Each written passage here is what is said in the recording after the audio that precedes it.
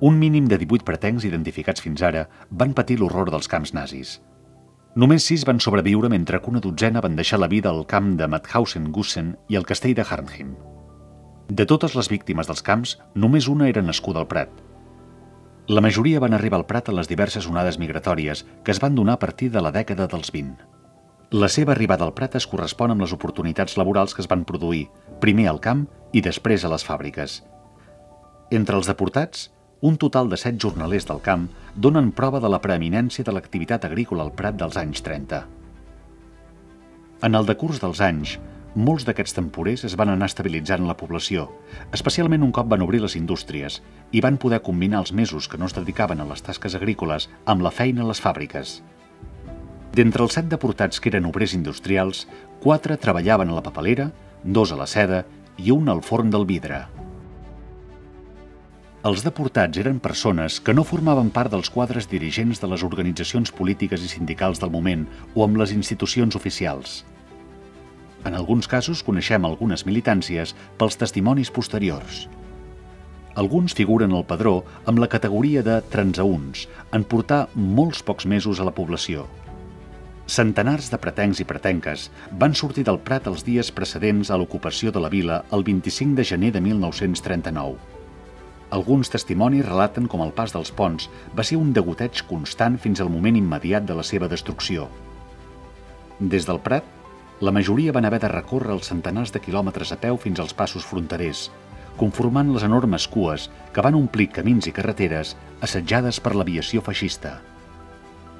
Els refugiats republicans, entre els quals hi hauria els pretencs, arribaren majoritàriament a les platges del Rosselló, on es van aixecar camps de concentració improvisats, vigilats per gendarmes, soldats senegalesos i espais magrebins, i sense les mínimes condicions de vida. El govern francès va crear les companyies de treballadors estrangers, CTE, on podien acollir-se els exiliats d'entre 20 i 48 anys en prestacions de treballs equivalents al servei militar dels francesos, esdevenint obligatòries amb l'inici de la guerra. Un cop ocupada França, el règim col·laboracionista de Vichy va transformar les CTE en els grups de treballadors estrangers, GTE. Els republicans dels camps van haver d'escollir entre ingressar a les GTE, ser deportats a Espanya o formar part d'unitats militars com la Legió Estrangera o els regiments de marxa de voluntaris estrangers. Aquestes unitats de treballadors i regiments militars van ser la principal via d'entrada dels exiliats republicans als camps de presoners alemanys, Frontstalks i Stalags, d'estada prèvia a la seva deportació. Amb l'ocupació de França, els refugiats republicans són un problema per les autoritats nazis i el govern col·laboracionista francès. Davant la inacció del règim franquista, que se'n desentén, els refugiats són traslladats als camps de concentració i d'extermini, majoritàriament a Mauthausen i a Ravensbrück.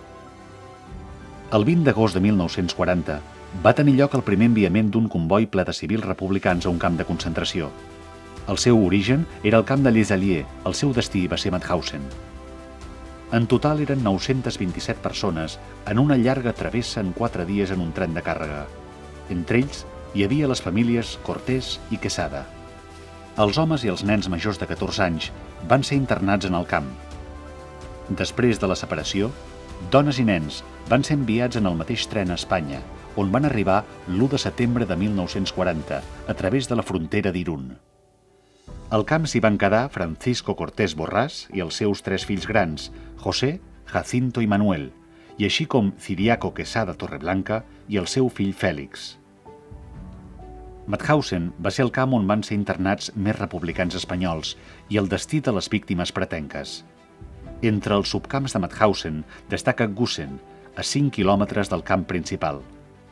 Un total de 12 veïns del Prat no van sortir en vida dels camps de Hitler. Francisco Cortés va caure desplomat en la pedrera de Gusen a conseqüència de problemes circulatoris. Els companys el van arrossegar fins al barracó perquè el seu fill pogués acomiadar-se d'ell. José Cortés García, Francisco Campos Izquierdo i Joan Panisello van morir al castell de Hartheim. A aquest indret s'enviaven els malalts, invàlids o presoners prou febles de Mauthausen-Gusen i Dachau per a no ser aptes per al treball als camps. La duresa del camp era insuportable. A Victorino Sospedra Lluc i Manuel Valero Villagrassa, la situació els va sobrepassar. i es van suïcidar llançant-se als filats del camp. Manel Arnau Tàrrega, Eduard Balaguer Barberà, Pere Gra Reverter, Ricard Marín Marín, Jerónimo Reinaldo o Renaldo Sánchez i Antonio Samper Inglés van morir a Gusen. El Comando Poixajà estava format per una quarantena de treballadors, la majoria espanyols entre 13 i 18 anys, que sortien del camp per fer treballs a la vila de Mauthausen. A través d'una xarxa de contactes amb vilatans, van aconseguir treure del camp les fotografies de Francesc Boix, que van ser una prova fonamental en els judicis de Nuremberg. Els pretencs Jacinto i Manuel Cortés, així com Fèlix Quesada, van formar part d'aquest comando. El 5 de maig de 1945, les forces americanes van entrar a Mauthausen. Va ser l'últim camp alliberat. Alliberats els camps, els republicans espanyols no podien tornar a l'Espanya franquista, que havia derrotat i usurpat el govern legal. La gran majoria es va instal·lar al sud de França i a d'altres països com Mònaco o Polònia. No van tornar fins a la mort del dictador.